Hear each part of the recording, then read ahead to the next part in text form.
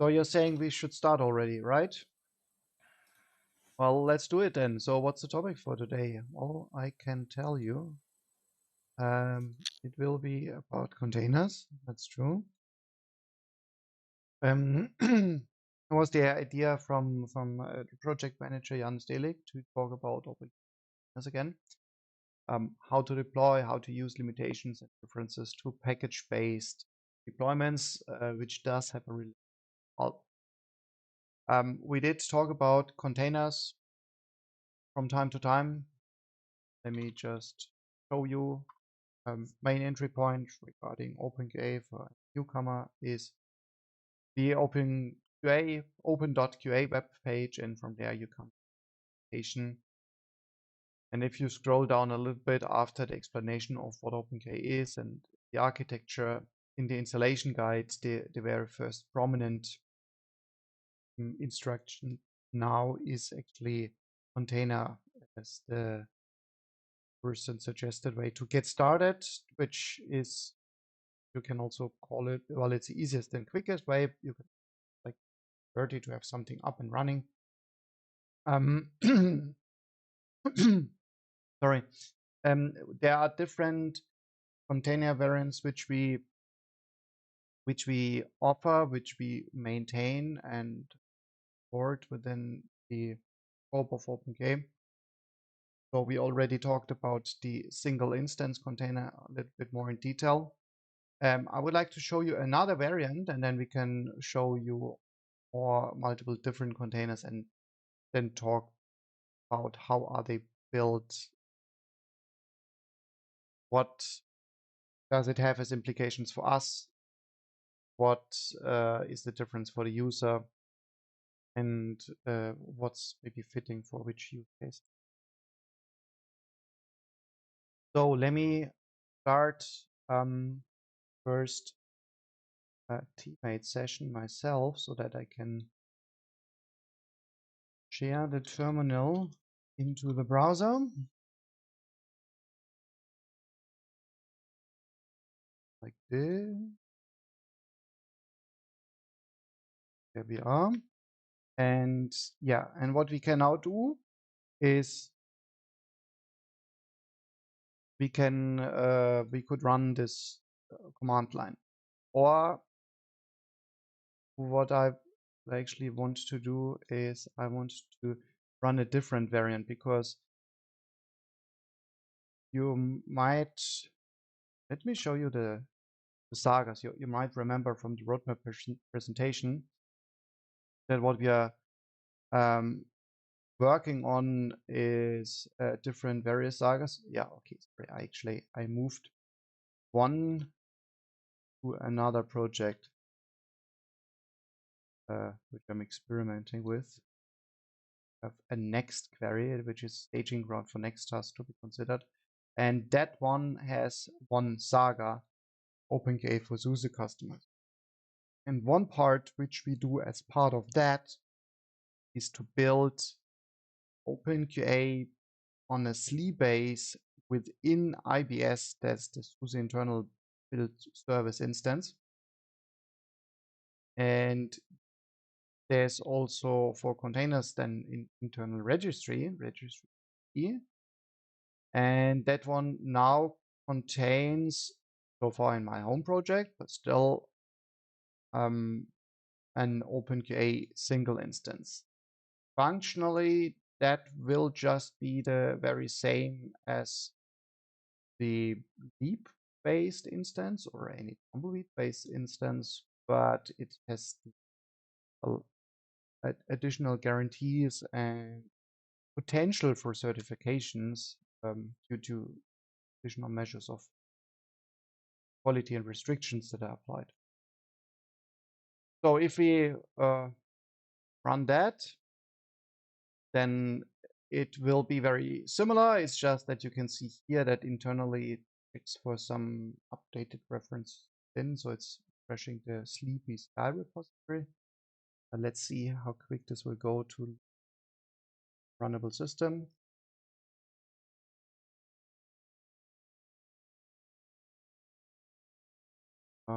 Listening at this address. So Yeah, that was what I was looking for. Let's check.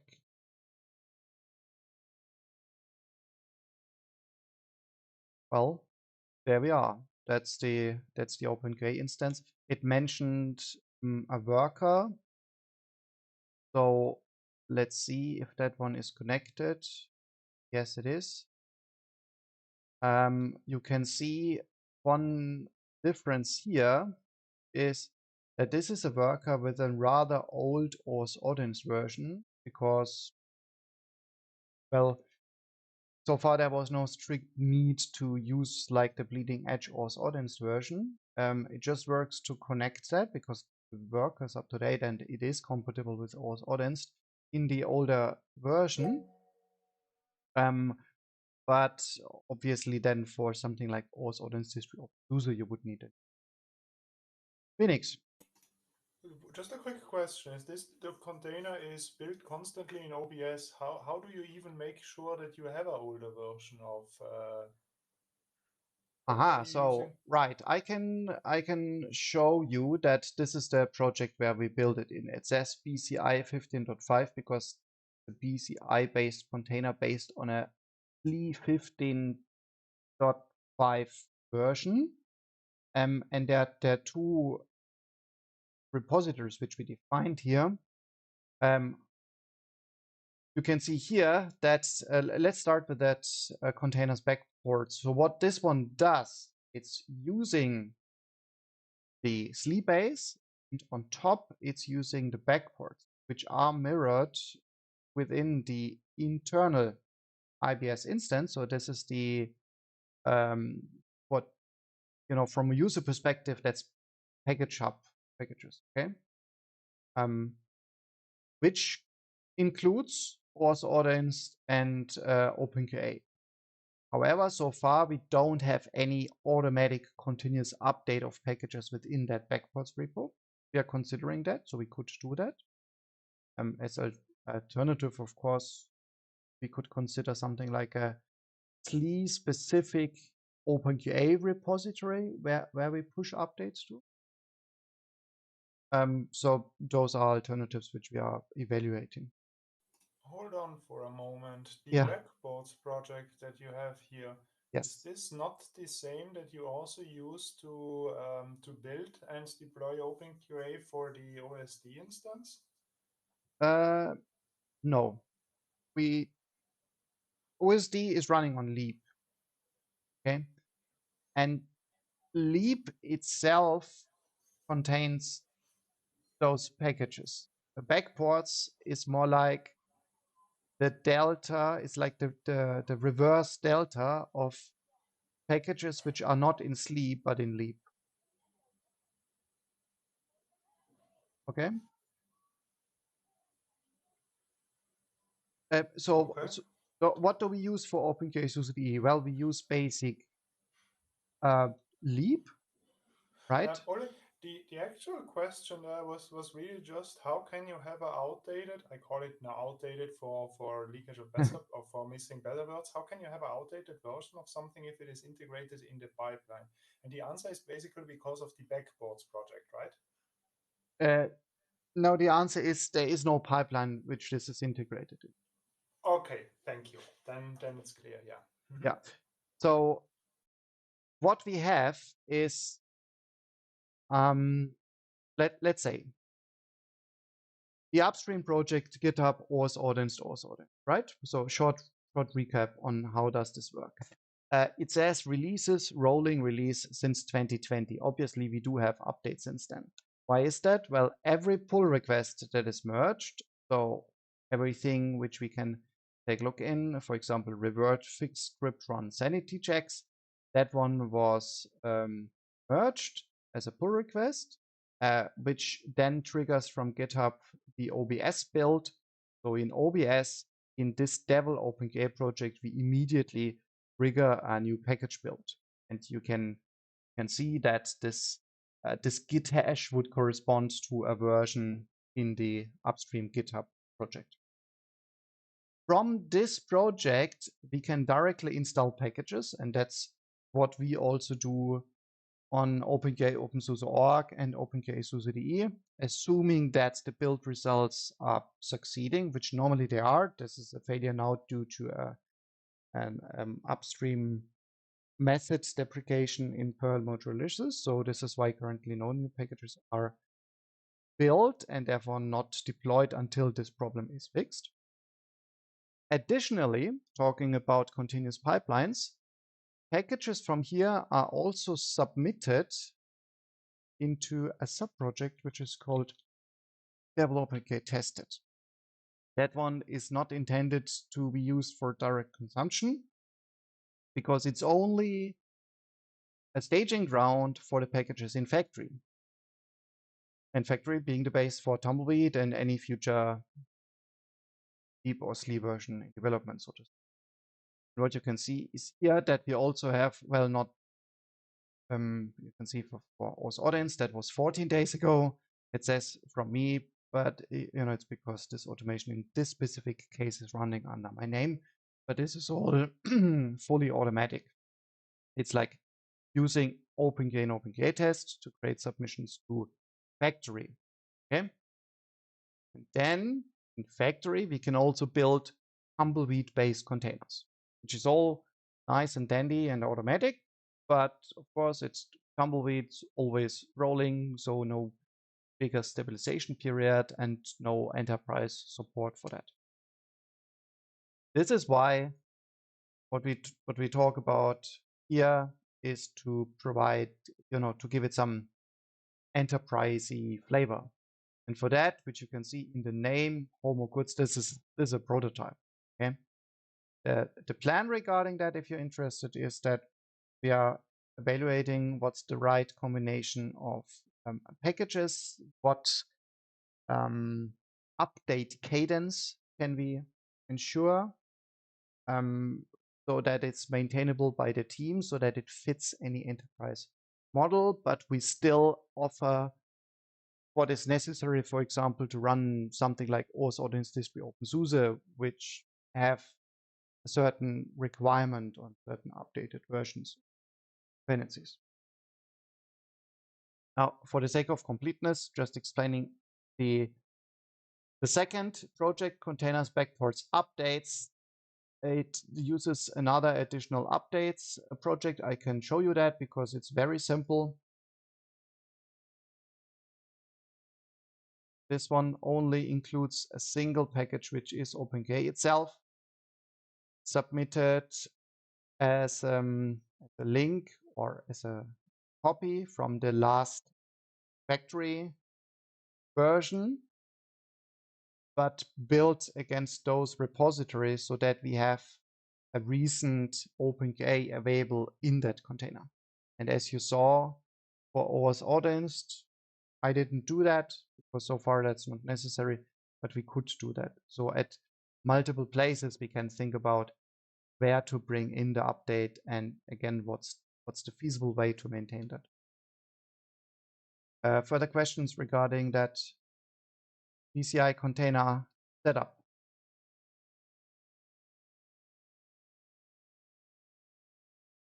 Okay, so that's about the differences, but in the end, it's just the very same. You could see that, well, it offers a web UI and a container, but of course, the same restrictions of features apply, which is that what we have here.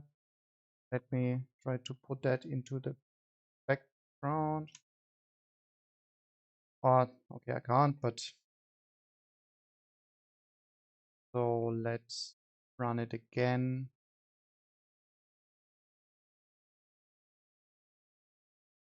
Put in the background,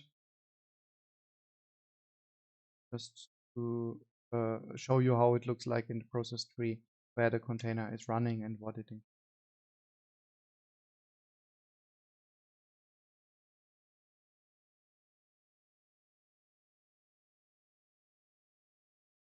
So maybe you're already going to mention that, but how does it compare in terms of dependencies? Like say distro OpenSUSE, for example, has a lot of stuff in it that's not default.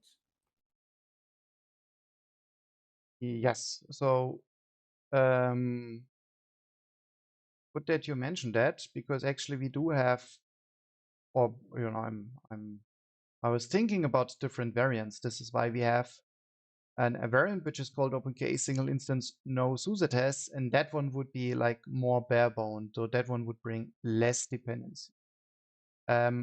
For my aim for this Spike solution was to say, can we build a SLE-based container which brings all the necessary dependencies from current OS Ordinance Distri openSUSE? So it does have all the packages. Maybe really the only exception might be that maybe some of them are not up to date, but let's say as specified in the spec files, all requirements have been fulfilled. Okay, but it could be that the spec file for the test distribution itself. You mentioned also Ordinance Distri openSUSE, right? So that one brings its own spec file where it tells about its requirements. And all those requirements are fulfilled, I can assure you, but maybe not in the necessary version. So for example, OS Ordinance, I'm pretty sure that OS Ordinance Distri openSUSE wouldn't be able to run all tests with that old OS Ordinance version, because no one ever tried it. So what we could do is we could say, well, we depend on at least version something of OS Ordinance. Okay. But this is why we have those two different I thought I could put this container into the background. Like we can't. Anyway, doesn't matter. So how to deploy, how to use could be command limitations and differences to package-based deployments. Let me show you that first here, not in the updates project, but here. So what does it mean to have a container based on SLE 15 SP5 base, but with a recent openQA? Well, of course, we have all those flexibility. This is what containers promise to say. We can have a stable enterprise base, but on top we can have a more recent openQA version. And on what you would run that container, again, is a different question. One intended main target for this container would be ALP. So you or the customer would run an ALP base operating system. And then, of course, you can just run this SLE BCI based openQA container on an ALP system. Any ideas or questions or notes regarding that? Yep, Phoenix. Very mean question, but you can also say, or you can postpone it. But if the BCI container is based on the openSUSE backports of 15SP5, yeah, and we are now entering the ALP era where 15SP5 and SP6 are going to be outruled, and you still need a lot of dependencies and Perl packages, which will not be present in ALP in the first places. How will that continue to work? Will you then just switch over to Tumbleweed, or? Yeah, so that's a really good question. So let's say for me, I also don't really know what's the situation regarding using just Tumbleweed-based containers, because we have those, right? And I don't see a problem with those. And that actually might be a flexibility which we can keep to say that's something that I do not need to decide, but that could be decided by whoever wants to, offer the complete bundle, which would be something like, say, ALP plus openQA as an offering. They can choose, like, under consideration with us, maybe what makes most sense for that use case, to say, let's use the tumbleweed-based container. Okay, so that's not a problem. The difference being that, well, the tumbleweed container would be built within OBS most likely, so we don't have that, you know, that enterprise guarantee of being able to ensure the complete trustability of the pipeline, you know, because IBS is relying on resources which are something, for example, common criteria certified, so we can trust those resources. There's no a much less likely risk of an attack coming from the area somewhere in the build pipeline. Assuming that we also have a review for any of the steps when we bring in new versions over backports and such. But the way it's built already gives an additional benefit. I'm not sure about one part which you asked, but the Alp base, right? Because I would say we are independent of that, and what we are offering is a Sleep PCI container, which you should be able to run on Alp on any version, right? Yeah, the question was more about the packages that you need within the PCI container. And Well, PCI will also switch to Basalt or Alp-based containers at some point. yeah. And if you ask, yeah, you got the question. Yes, that's true, and this is why it's good to have that showcase project already, because then it shows anyone maintaining the Alp-based packages to say that's what we need.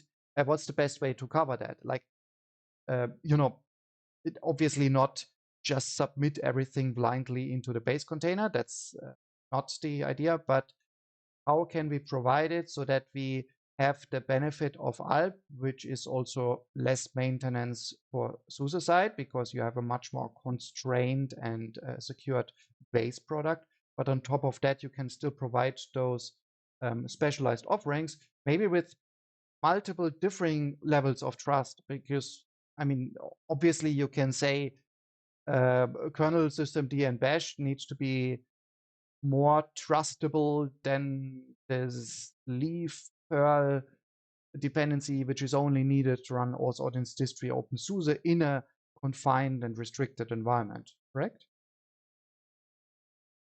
Yep. Yeah, but I must, I mean, you know yourself that there are many open points in this whole Alp ecosystem, and we are just trying from our side to help answer those questions. We neither have good answers ourselves nor the authority in that domain. It's just that we are, let's say, simulating some downstream service provider. And my idea was to say, let's not just come up with some, you know, some written text of what we likely would need or want, but rather build something that shows what's already working, and we can use that as a reference. And then people can tell me like, okay, this won't work because, you know, wrong repository. And then I can go step by step and say, okay, so we can try to build a different base project, right? For example, I mean, 15.5, and then what about 15.6 or something? Because, you know, isn't that a better idea? And then they're like, okay, sure, I can try that. Or I did try that, and then it says unresolvable because nothing provides container SUSE 15.6. So maybe the base container definition is missing somewhere. Maybe something changed, which nobody has foreseen, needs to be communicated to a downstream project like that one. So yeah, that's why I think it's good to actually try to build something and then see where it fails. Call it test-driven development. All right. So one thing, actually, I can show you here. So this is a link to the 15.5 container package, so we can assume it's the same. What does this package contain? Very little, as you can see, a service file, which is only saying like, okay, for that package, we want to catch a version variable so that how I understand it, so that the container is versioned with the package version of that main package. Okay, because everything should have a version, and if you take a look here, then well, we only reference latest here, but you have an image ID, and also I think in here, yeah, here you can see that you actually have a version string. That's the version string which corresponds to the version of the openQA package itself. So 46169, that's actually a version from openQA. If we take a look here in the upstream devel openQA version, you will be able to see 46169. It's not exactly the same for the reasons as I explained, but you can see that let's say the main part of the version is the same, so it's very much near to that upstream openQA version. And the second file is a Docker file. And that Docker file in this case is, well, a slightly adjusted copy of the upstream single instance container Docker file. For example, you can see here that it says from SUSE SLE, and that as a maintainer, we have SUSE LLC, and maybe you can see something which are adjusted in here, which have a reference to SLE, but that part below should really be very same as we have in the upstream package. So let me show you the upstream package, which we have in GitHub. So we have a container folder. In there we have multiple different definitions. And there's single instance, the single Docker file.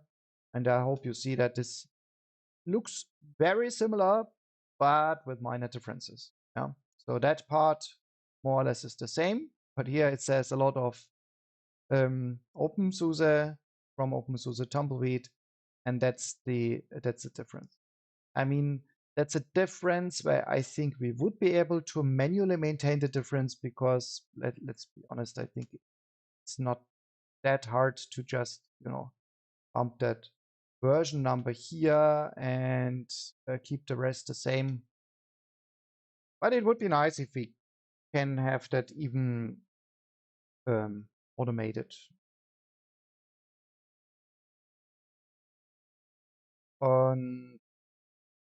That's for the 15.6 variant, and then obviously if we go back to 15.5, you see that's again the same. It's just that this version number. And yeah, that's about it, how it's built. Questions about that?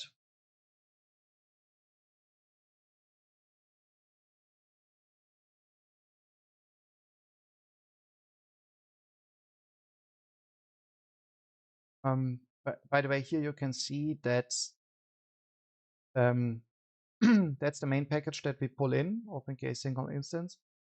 As a convenience, we do provide already some chemo virtualization, which we don't have as a strict requirement in that package, because, you know, even though the single instance does provide a worker out of the box, maybe you don't want to run chemo. Maybe you want to control a bare metal test machine, so you don't need chemo.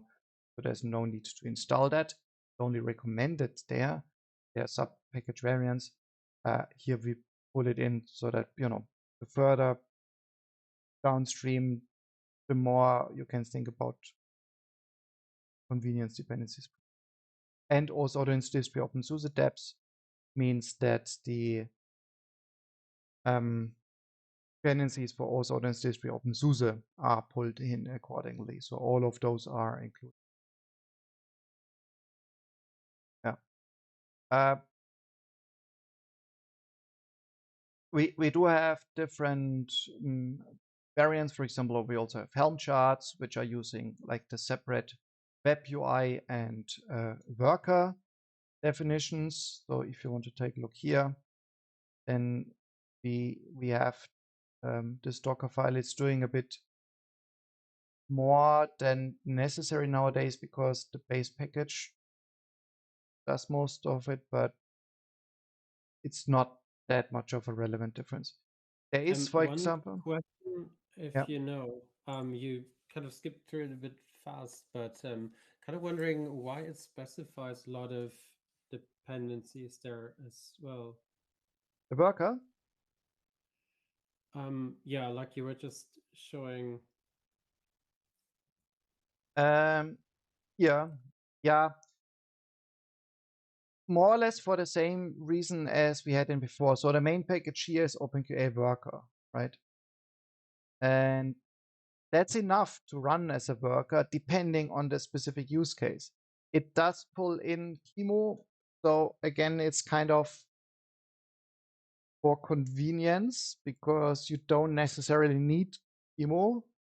And in some cases, it might actually be enough, but because we know that those dependencies are available in that specific container, it's not adding too much load, or was considered by the maintainers of this file that it wouldn't be too much load to directly provide it, but not have it as a strict requirement of the worker package itself.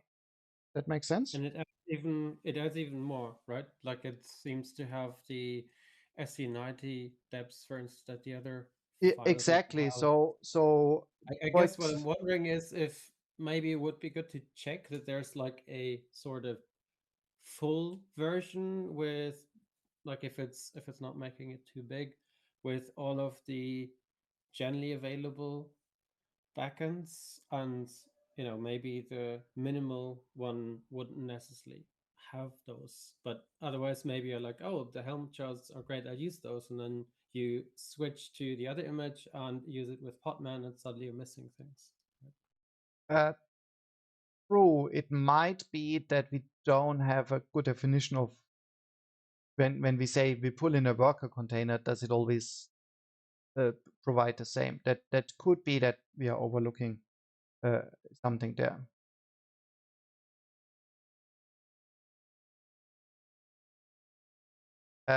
By the way, we also do have development container. So that can be used as a base if you want to work on openQA itself. So you can see it pulls in openQA Devil and also OS Audience Devil.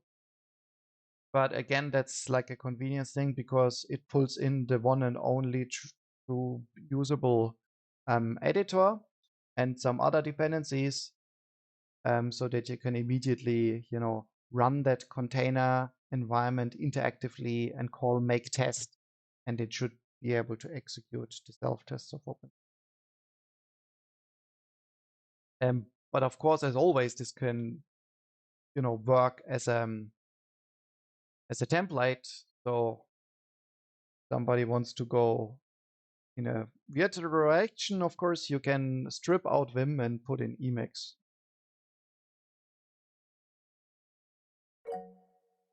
Yep, Yanis?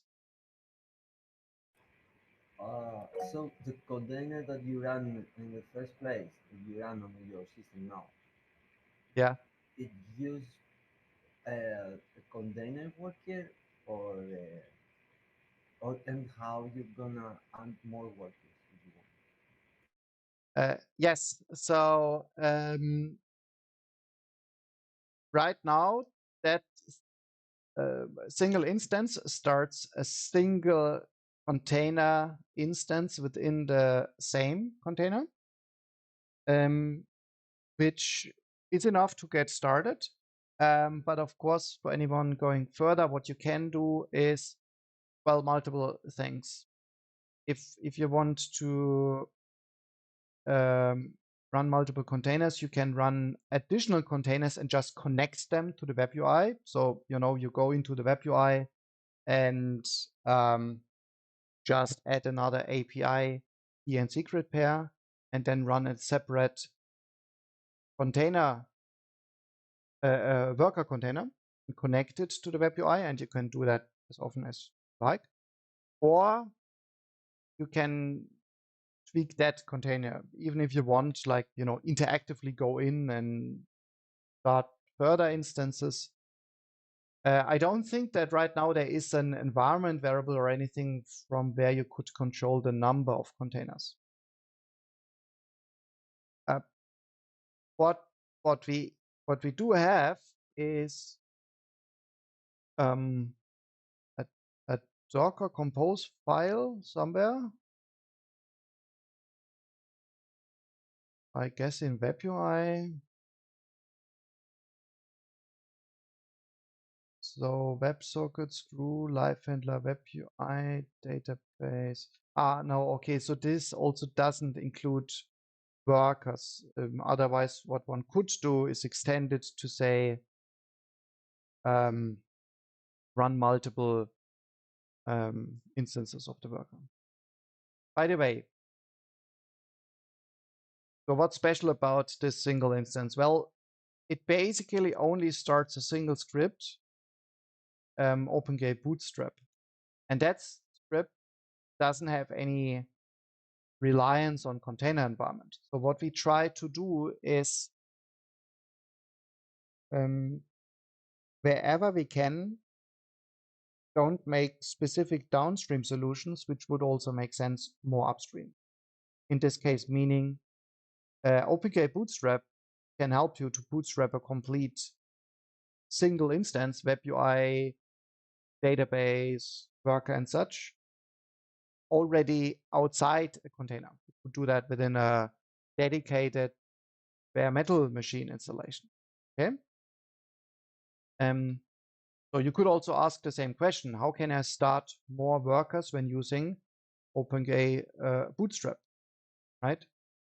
And we should be able to find the answer here. So you see, that one just starts a single worker.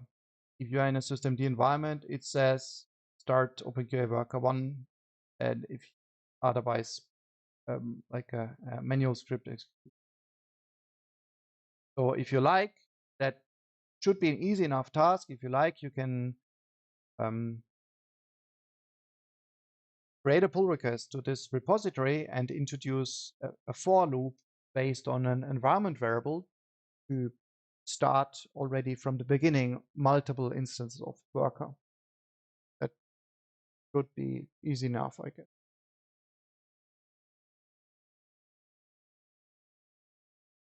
Yeah, okay, thanks. Good. Anything else? Any other ideas for the future, maybe?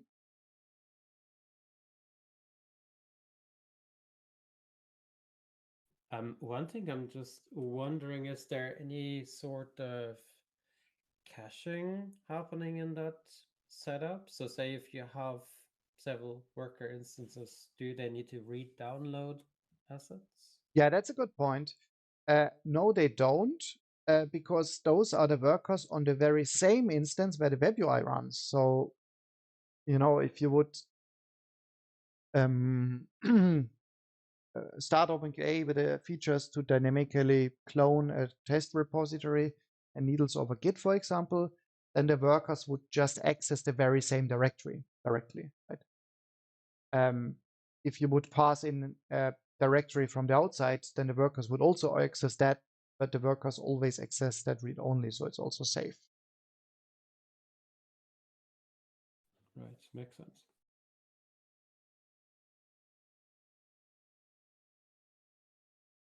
All right. So if there's nothing more, then let's stop here. Let me thank you for your attendance, and you already provided me also some feedback regarding how we build, in particular, that BCI container. So that's helpful for that. Stop the recording here.